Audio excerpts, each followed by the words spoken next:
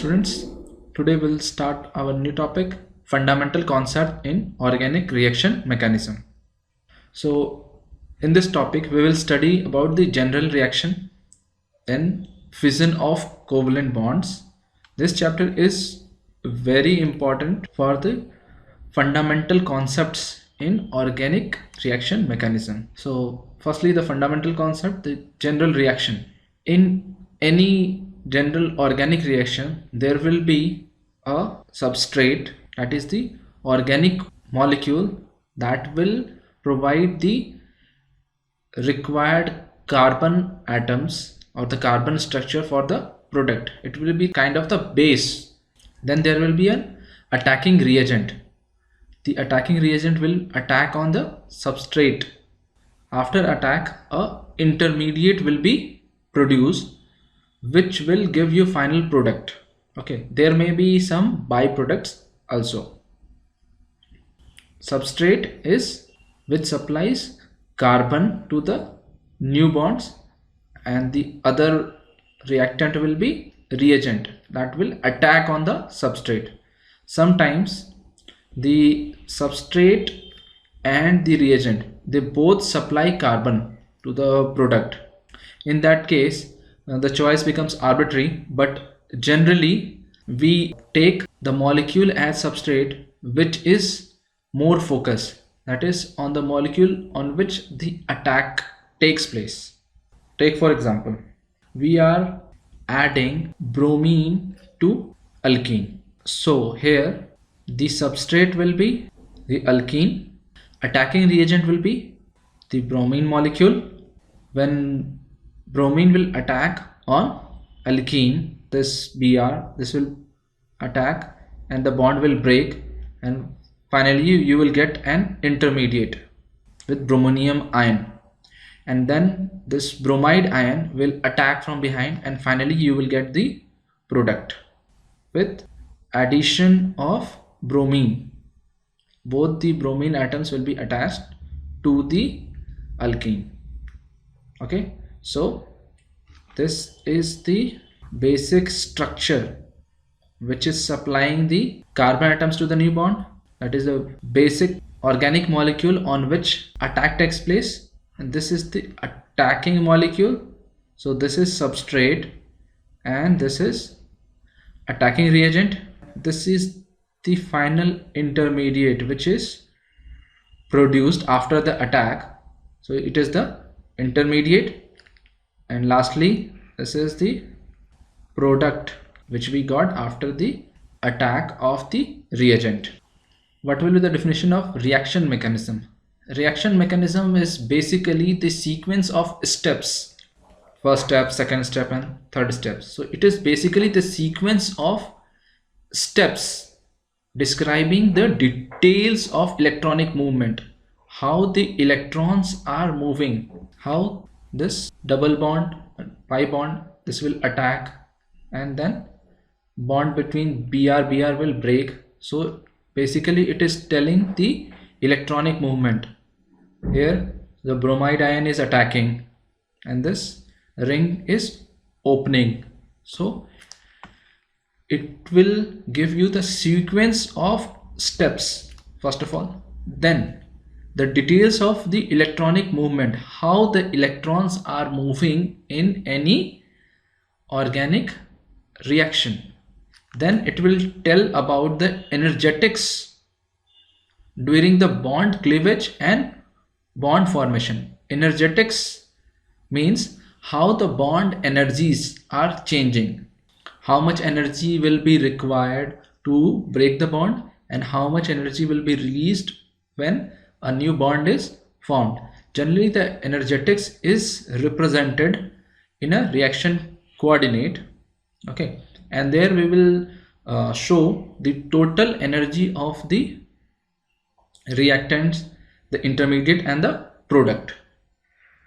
We will show it by a diagram later on, and it will also tell about the kinetics, that is the rate of formation of product from the reactant. So basically a reaction mechanism tells about the sequence of steps by which a reactant changes into product. Then it will describe about the electronic movement, how the electrons have shifted from one place to another. Then about the energetics of bond cleavage and the bond formation. And lastly, the kinetics, that is the rate of formation of the product. This is the energetic diagram which I was talking about. So here, first of all, in our previous example, as we have taken alkene, similarly we are taking an alkene, but instead of bromine molecule, we are taking a hydrogen halide. Okay, X is for halide. It can be fluorine, chlorine, bromine, iodine, anything.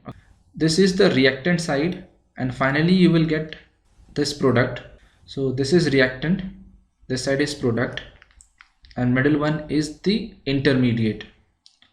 So as you can clearly see, this is an exothermic reaction because the energy of the reactant is higher as compared to energy of the product, and again the energy of the intermediate is higher than the energy of the reactant or product. So it will require some amount of energy so that the reaction starts and it climbs up the hill, and then over here to the intermediate, then again there will be some energy barrier, and then finally product will be produced. This energies E1 and E2, they are known as activation energy. So while starting a chemical reaction, you need to provide some amount of energy so as to initiate the reaction. Clear? And this delta E is the difference between the energy of the reactant and the product. In thermodynamics, you will study about these in detail, about the enthalpy. Like in chemistry, instead of energy, we deal with enthalpy, because in generally our reaction take place at constant pressure, and enthalpy is nothing but just the total amount of energy at constant pressure. Fission of covalent bonds. So you must have learned about the covalent bond in your bonding chapter. What is a covalent bond? Bonding between two atoms in which both of them contribute one electron to form a bond. That is basically the covalent bond is formed by sharing of electron by both the atoms. For example, like in carbon and hydrogen, if a single bond is formed, then both the carbon and hydrogen will share one electron to form a covalent bond. Similarly, oxygen and oxygen, they will share two electrons each to form a double covalent bond. Similarly, nitrogen and another nitrogen, they will share three electrons each so as to form the triple bond between nitrogen atom. In any chemical reaction, now you will have to break some bonds and then some new bonds will be formed. So we'll study about the fission. So fission can be of two types. First is heterolytic fission. Heterolytic means when the bond break in such a fashion that the shared pair, that is the bonded pair, it remains on one of the fragment, that it will not be equally shared, but it will remain on one of the atom. For example, in case of oxygen and hydrogen, in water, the bond between oxygen and hydrogen, it is polar. So there will be delta negative charge on oxygen and delta positive charge on hydrogen. Okay, why? Because electronegativity of oxygen is higher than hydrogen, so electron cloud will be pulled towards oxygen. You must have learned all these concepts in your chemical bonding chapter. So when a heterolytic cleavage takes place, then this bond will entirely shift towards the more electronegative atom. So OH minus and H plus will be produced. So one atom will have a sextate electronic configuration, or in case of hydrogen it will be 0, no electron will be there, and it will have a positive charge, whereas other one will have an octate, or at least it will have a lone pair of electron and a negative charge, as we have represented here, lone pair and negative charge. So by heterolytic cleavage there will be electronic shift from one to another atom. The bonded pair will fragment in such a way that it will shift to one of the two atoms which were early sharing the electrons to form the covalent bond. So result will be one fragment will be positively charged and the other fragment will be negatively charged and having one lone pair at least. Let's take another example, like in methyl bromide. So the electronegativity of bromine is higher than carbon, so there will be delta positive charge on carbon and delta negative charge on bromine. When there will be heterolytic cleavage, then the shared pair of electron will shift towards bromine, and finally that will result in methyl carbocation and bromide ion. So heterolytic cleavage means the bond will shift to more electronegative atom and it will result in two charged particle, one positively charged and another one will be negatively charged. The one whose electronegativity is higher will generally have the negative charge and the lone pair, and the other one will have a positive charge or a sextate electronic configuration. In case of hydrogen there will be no electron, as it has got only one electron and that which was shared, and it has been taken up by the more electronegative atom. So now when the sextate of the electrons and a positive charge is on carbon atom, then it is known as carbocation. Earlier it was also known as carbonium ion. So let's see the order of carbocation stability. Least stable is methyl carbocation, then 1 degree carbocation, 2 degree carbocation, then 3 degree carbocation. So in our previous lecture also I told you about 1 degree, 2 degree and 3 degree nomenclature.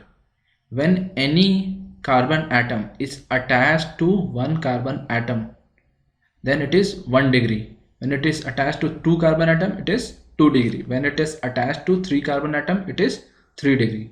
Okay, so order of the stability of the carbocation will be as the number of carbon atoms attached to the carbocation or the carbon atom having the positive charge increases, its stability increases.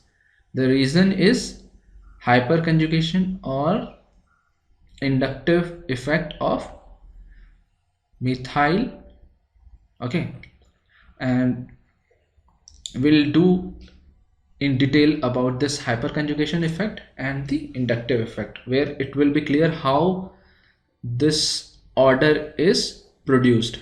1 degree is less stable than 2 degree, which is further less stable than 3 degree. So highest stability is of 3 degree, then 2 degree, then 1 degree, and the least stable is methyl carbocation.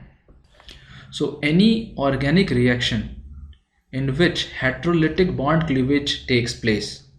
So it will happen only in case of ionic or polar solvent, and such organic reaction will be called as ionic or polar reaction. Why it takes place in ionic and polar reaction? Because after heterolytic bond cleavage, two ions are produced, a positive and a negative ion.